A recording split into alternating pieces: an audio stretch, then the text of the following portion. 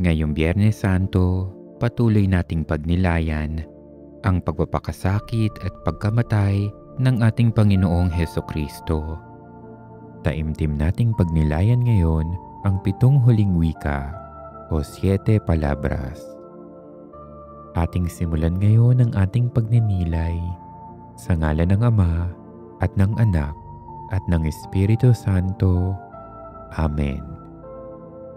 O Panginoon naming Hesukristo, samahan mo kami sa oras na ito ng aming mapagnilayan at maisapuso ang iyong mga huling wikang sinambit habang nakapako ka sa krus. Nag-uumapaw ang aming mga puso sa pasasalamat sa iyong dakilang pagpapakita ng pagmamahal para sa amin. Nawa maging mabunga ang panahong ito ng pananalangin at pagninilay nang matapat naming masundan ng iyong halimbawa at manariwa sa amin ang kahalagahan ng iyong pag-aalay ng buhay para sa aming kaligtasan. Amen. Ang unang wika. Nang dumating sila sa dakong tinatawag na bungo, ipinako nila sa krus si Jesus. Ipinako rin ang 2 salarin, isa sa gawing kanan at isa sa gawing kaliwa. Sinabi ni Jesus, "Ama, patawarin mo sila sapagkat hindi nila nalalaman ang kanilang ginagawa." At nagsapalaran sila upang malaman kung alin sa kanyang kasuotan ang mapupunta sa isa't isa.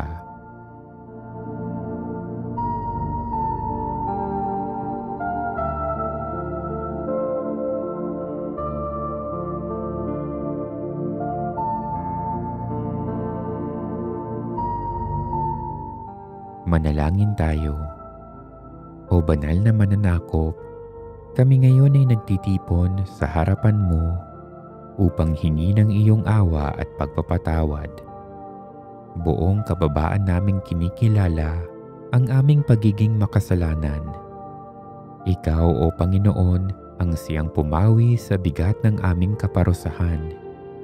Ikaw ay napako sa krus dahil sa iisang layunin, upang ang tao ay makawala sa mga kuko ng kasalanan at upang mapatawad. Iyan ang iyong ginawa at binigyan ng katuparan sa iyong pagkakapako sa krus. Ikaw ay nagdasal para sa kapatawaran at kaligtasan ng tao. Tulungan mo kaming hubugin ang aming buhay nang naaayon sa iyong mga pangaral at halimbawa. Kami sana ay maging kawangis mo at manatiling tapat sa iyo, hindi lamang sa panahong maganda ang takbo ng aming buhay, kundi pati na rin sa hikahos na pamumuhay. Habang kami ay nananalangin sa iyo upang iyong patawarin sa aming mga pagkakasala, bigyan mo kami ng tapang at tibay ng loob upang patawarin iyong mga nagkasala sa amin. Tulungan mo kaming magpatawad tulad ng ginawa mong pagpapatawad doon sa bundok ng Kalbaryo. Amen.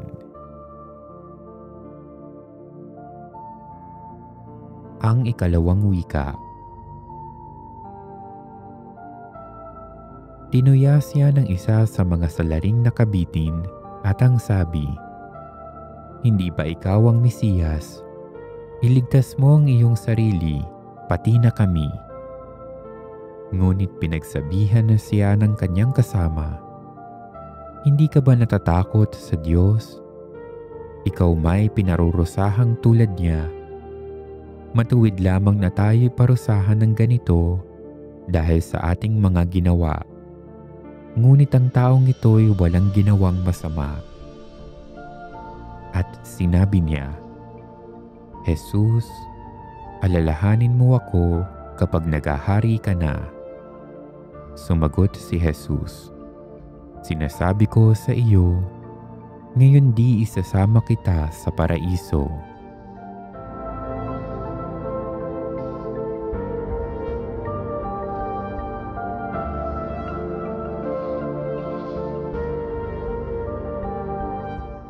Manalangin tayo. O mapagmahal na Panginoon, habang ikaw ay nakapako sa krus, buong awa mong pinatawad ang nagtitikang salarin.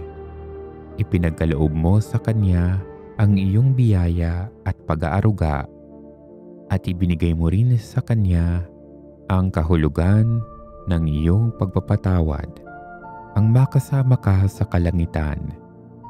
Ito nawa ay magbigay sa amin ng pag-asa at magsilbing paunawa sa amin na ang kapatawaran ay laging makakamit ng sino mang magsisisi sa kanyang kasalanan. Kami ay mga makasalanan na nararapat na parusahan, ngunit dahil sa iyong pag-ibig at awa sa amin, kami ay pinatatawad. Tulungan mo kaming kilalanin ang aming mga kasalanan. Ang nagsisising salarin na naniniwala pa rin sa iyo kahit na ikaw ay nakapako sa krus ay magsilbi nawang huwaran sa amin. Magkaroon sana kami ng sapat na pananalig at pag-asa upang makabalik sa iyo. Kami ay maging karapat-dapat nawa na makarinig ng iyong pangungusap. Sa araw na ito, ikaw ay makakasama ko sa paraiso. Amen.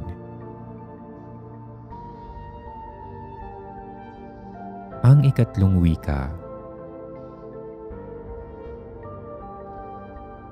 Nakatayo sa tabi ng krus ni Jesus ang kanyang ina at ang kapatid na babae nitong si Maria, na asawa ni Cleopas.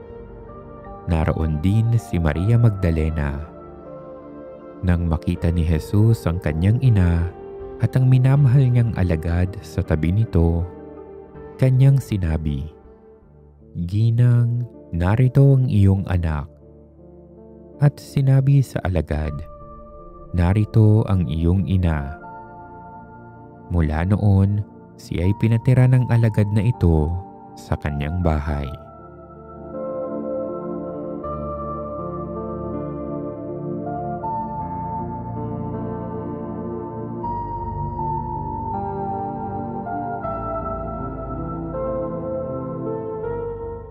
Manalangin tayo. O Panginoong Hesukristo, ang isa pang nagpabigat sa paghihirap mo ay ang iyong pagkakakita sa iyong lumuluhang ina. Simula sa pagkakahuli sa iyo hanggang sa oras ng iyong kamatayan, ang iyong mahal na ina ay sinubaybayan ka ng buong lumbay at naramdaman din niya ang sidhi ng iyong paghihirap. Tulad niya, kami ay makaramay mo sana't makabahagi sa iyong paghihirap para sa kaligtasan ng tao. Ibinigay mo sa amin si Maria sa pamamagitan ni Juan upang siya ay aming maging ina. Kami nawa ay maging masunurin sa kanya at handugan siya ng paggalang at kaluwalhatian sa aming pang-araw-araw na buhay. Mapagmahal naming Panginoon, habang ikaw ay napapako sa krus, ipinagkaloob mo rin sa amin ang iyong simbahan na inilalarawan ni Maria upang kami ay arugain. Huwag sana kaming mawalan ng tapang na tangkilikin at panaligan ang iyong banal na simbahan. Amen.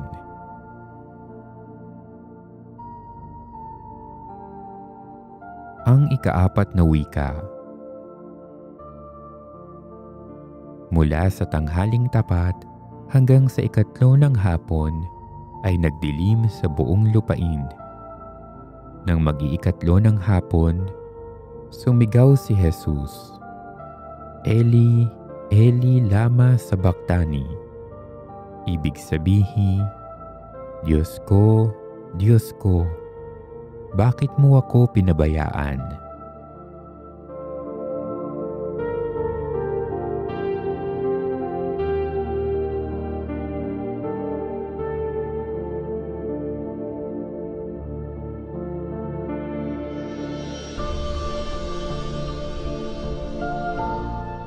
Manalangin tayo. Mahal naming Jesus, naramdaman mo ang lubos na pangungulila nang ikaw ay nakapako sa krus. Naramdaman mo ang dalamhati ng wari pagkakawalay sa Diyos. Hinihiling namin sa iyo ngayon na panatilihin kami sa iyong pagmamahal. Lagi kaming maging tapat sa iyo, laging maalab sa aming pananampalataya at magkaroon ng lakas na sumunod sa iyo. Sa iyong pagpapakasakit sa krus, ang pinakamabigat na parusang tinanggap mo ay hindi ang pagkapako sa krus, hindi ang pagpuputong sa iyo ng koronang tinik, hindi ang sibat, kundi ang damdaming ikaw ay iniwan at nag-iisa. Ngunit nananalig ka pa rin sa iyong Ama sapagkat batid mong sa dakong huli, ikaw rin ang siyang magwawagi at magtatagumpay. Gawin mo kaming katulad mo. Sa harap ng aming paghihirap sa buhay, nawa ay lagi naming isaisip na patuloy mo kaming papatnubayan. Mati mo nawa sa aming isipan ang iyong ipinamalas na pag-asa at paniniwala sa iyong Ama. At ito'y maging aming halimbawa nawa sa aming pang-araw-araw na pamumuhay upang kami ay makasama mo sa iyong kaluwalhatian. Amen.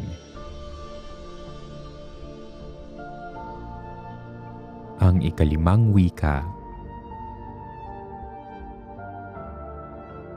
Pagkatapos nito, alam ni Jesus na naganap na ang lahat ng bagay at bilang katuparan ng kasulatan ay sinabi niya, "Nauuhaw ako."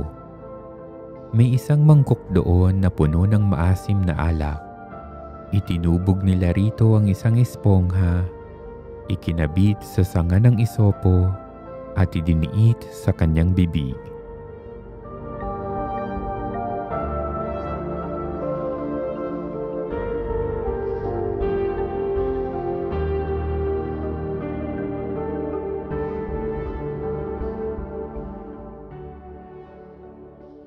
Manalangin tayo. O Jesus, nagdusa ka hindi lamang dahil sa pangkatawang uhaw, kundi tunay na pagkauhaw para sa kaligtasan ng tao. Tunay na ninasa mo ito para sa amin. Ang iyong pagnanasa ay nagmula sa iyong pusong naghuhumiyaw para sa aming pag-ibig, sa aming kaluluwa, sa aming pagsisisi, sa aming mga kasalanan at umaasa ng pakikipagkasundo sa iyo. O banal na mananakop, ang aming tanging mithiin ay ang muli mo kaming makasama hanggang sa buhay na walang hanggan. Itanim mo sa aming mga puso ang nag-aalab na pagnanasang magtayo ng matibay na pundasyon para sa iyong kaharian dito sa lupa. Matutuhan nawa naming paglingkuran ang aming mga kapatid. Mamalas nawa namin ang iyong muka sa aming mga tinutulungang kapuspalad. Ipagkaloob mo sa amin ang espiritual na kaligayahan na ipinangako mo sa mga maghahandog ng kanilang kamay sa sinumang nangangailangan. Amen. Ang ika-anim na wika. May isang mangkok doon na puno ng maasim na alak. Itinubog nila rito ang isang espongha, ikinabit sa sanga ng isopo, at idiniit sa kanyang bibig. Nang masipsip ni Jesus ang alak, ay kanyang sinabi, "Naganap na." Iniyokayok niya ang kanyang ulo at nalagot ang kanyang hininga.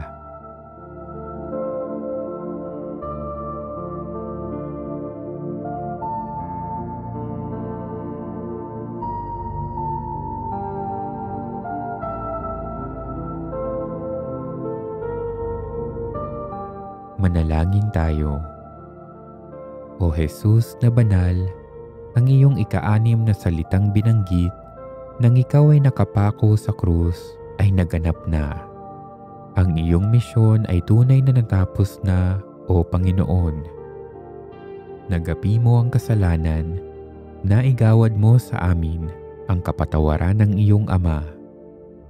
Iyong misyon ay natapos na, ngunit ang amin ay nagpapatuloy pa. Sapagkat ang kahalagahan ng iyong pagsasakripisyo ay hindi pa nagbubunga sa amin. Tulutan mong huwag mawalan ng kabuluhan ang iyong kamatayan, sapagkat iyon ang nagdala sa amin ng kaligtasan. Pagkalooban mo kami ng lakas upang isabuhay ang aming paniniwala at bigyan mo kami ng nararapat na biyaya upang patuloy kaming umasa sa iyo. Ipagkaloob mo ng iyong handog na kaligtasan ay mag-akay sa amin sa buhay na walang hanggan upang balang araw kami rin ay makapag-uwi ka ng naganap na. Amen. Ang ikapitong wika.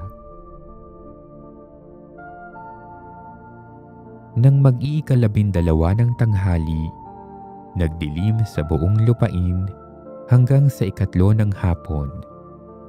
Nawala ng liwanag ang araw at ang tabing ng templo'y napunit sa gitna. Sumigaw ng malakas si Jesus, Ama, sa mga kamay mo'y ipinagtatagubilin ko ang aking espiritu. At pagkasabi nito, nalagot ang kanyang hininga.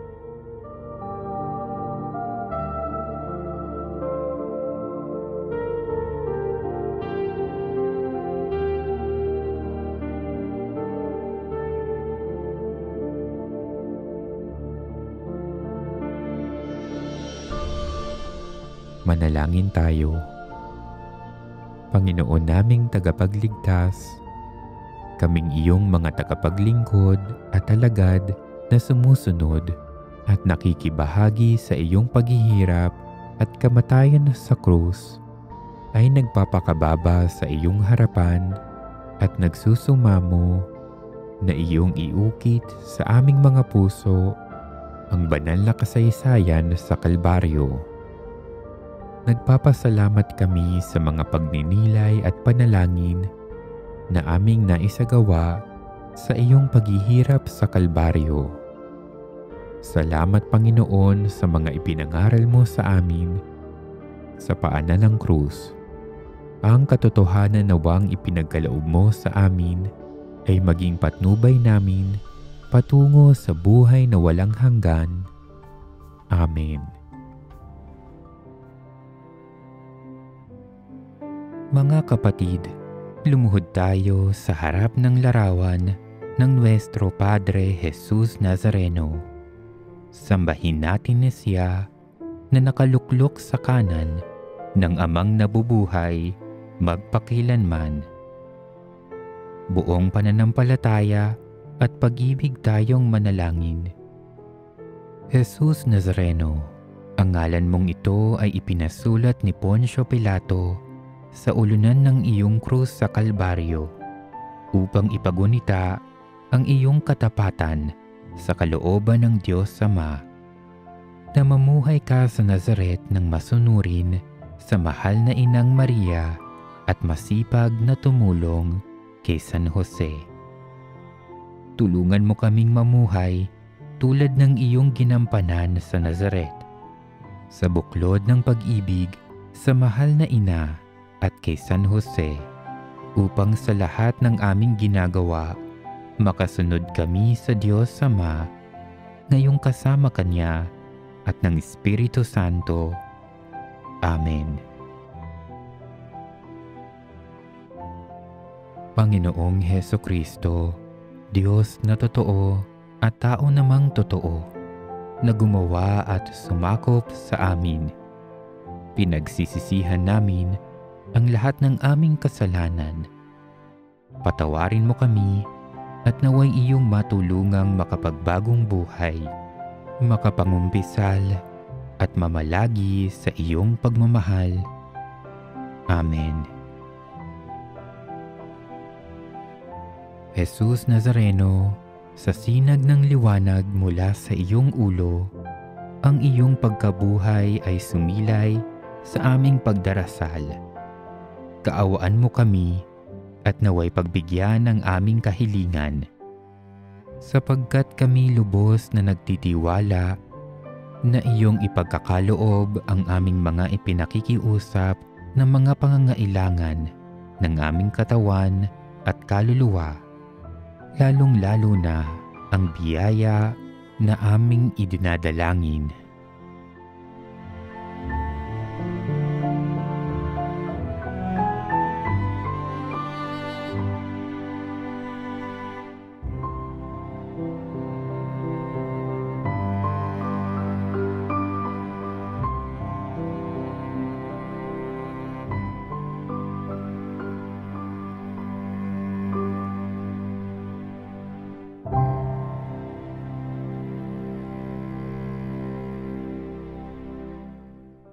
Kami lubos na nagtitiwala na iyong ipagkakaloob ang aming mga kahilingan, sapagkat iyong ipinahayag na humingi kami at iyong ipagkakaloob. Sa lakhੀ ng aming pananalig, nagpapasalamat na kami ngayon pa lamang, sapagkat ang nananalig sa iyo ay hindi nabibigo. Kaya nga iyong ninanais na kami ay magtiwala ng lubos sa iyong paglingap, ngayon at magpasawalang hanggan. Amen. Jesus Nazareno, sa iyong balikat ay iyong ipinasan ang tanang mag-anak sa sanlibutan. Mula pa sa Nazaret, ang pagpapala sa buhay ng mga mag-anak ay iyong tinitiyak, sapagkat ang paglingap ng mahal na Inang Maria at ang pagtataguyod ni San Jose ay laging makakamit ng lahat ng nananalig. Patatagin mo sa katapatan, sa pagmamahal at pagtutulungan ang lahat ng mga magulang at mga anak na dumudulog sa iyong kalinga. Amen. Ang krus ng ating Panginoong Hesukristo ay ang pinakadakilang tanda ng pag-ibig ng Diyos. Ngunit ang kapangyarihan ng krus ay hindi lamang isang katotohanan na nakalipas na. Bagkus, magpahanggang ngayon, ang biyaya ng kaligtasan na dulot nito ay ipinaaabot pa rin sa atin sa pagsasariwa natin sa misteryo ng ating Panginoon. Sa pagpaparangal natin sa Panginoon, ipinahahayag din natin ang marubdob na pagnanais na matuto sa pamamagitan ng banal na krus. Manalangin tayo. O dakilang Jesus na ipinako sa krus, namatay at muling nabuhay, dinggin at ipagkaloob ang aming kahilingan. Panginoong Hesukristo, sinabi mo, humingi kayo at kayo'y bibigyan. Humanap kayo at kayo'y makakatagpo. Kumatok kayo at kayo'y bubuksan. Ipagkaloob mo sa amin na maragdagan ang aming pananampalataya, pag-asa at pag-ibig, upang kami manatiling tapat sa aming ipinangako sa binyag hanggang kamatayan. O dakilang Jesus na ipinako sa krus, namatay at muling nabuhay, dinggin at ipagkaloob ang aming kahilingan. Panginoong Hesukristo, sinabi mo, lumapit kayong lahat sa akin na nahihirapan at nabibigitan sa pasanin, at kayo'y aking pagiginhawahan. Kami lumalapit sa iyo ng buong pagtitiwala na ang iyong maawaing puso ay pagagaanin ang lahat ng aming pasaning pangkaluluwa at pangkatawan. O dakilang Jesus na ipinako sa krus, namatay at muling nabuhay, dinggin at ipagkaloob ang aming kahilingan. Ngayon naman, tahimik nating idalangin ang ating mga pansariling kahilingan at mga pangangailangan.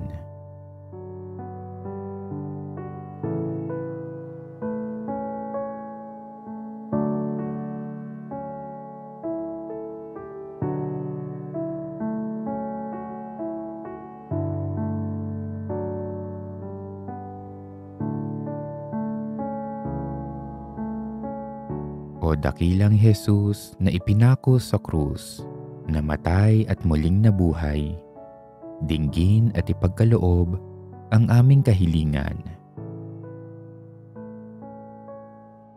Tunghayan mo kaming naninikluhod sa iyong harapan, Jesus na butihin at katamis-tamisan, at kami ay dumadalangin at nakikiusap ng may maalab na kalooban upang loobin mong sa aming puso ay buhay na buhay naming madamang nakatitik ang pananampalataya, pag-asa at pag-ibig, at ang wagas na pagsisisi sa aming mga kasalanan at ang matatag na pasyang magbagong buhay. Samantalang nababagbag ang aking loob at nalulungkot ako sa pag-iisip at pagsasaloob ng iyong 5 mga sugat habang binabakas namin ang pangungusap na iyong inilagay sa bibig ni David na propeta mo para kanyang maipahayag tungkol sa iyo, Jesus na butihin. Mga kamay ko at paay pawang binutasan, ang buto ng katawan ko sa masid ay mabibilang. O Jesus na manunubos, nagkatawang tao ka upang iligtas kaming mga makasalanan. Sa iyong pangangaral, kami ay dinala sa tuwid na landas. Sa iyong mga gawa, pinanumbalik kami sa aming tunay na pagkatao. Sa iyong paghihirap, kami ay dinamayan. Sa iyong pagkamatay, kami ay binigyan ng buhay, buhay na walang hanggan. Kami ngayon ay naninikluhod na sumasamo sa iyo, O Diyos ng buhay, na dumaan sa pinto ng kamatayan, dala ang aming mga alalahanin, pagkabalisa, naliligalig na pananampalataya, nang dahil sa mga patong-patong na hamon ng buhay. Lumalapit kami sa iyo, O Diyos na nahimlay sa kamatayan, upang madulutan kami ng buhay sa iyong batis ng pag-asa. Buo ang pananampalataya na ang kamatayan ay hindi hangganan. Itinataas namin sa iyo, O Santo Entierro, ang aming mga natatanging kahilingan.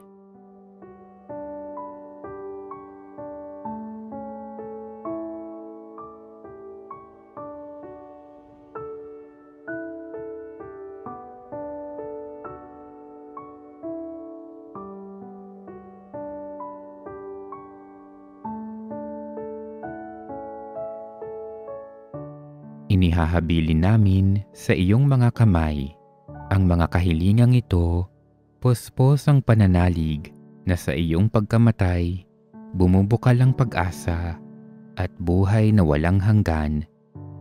Amen. Ama namin, sumasalangit ka. Sambahin ang ngalan mo. Mapasa amin ang kaharian mo. Sundin ang loob mo dito sa lupa para nang sa langit.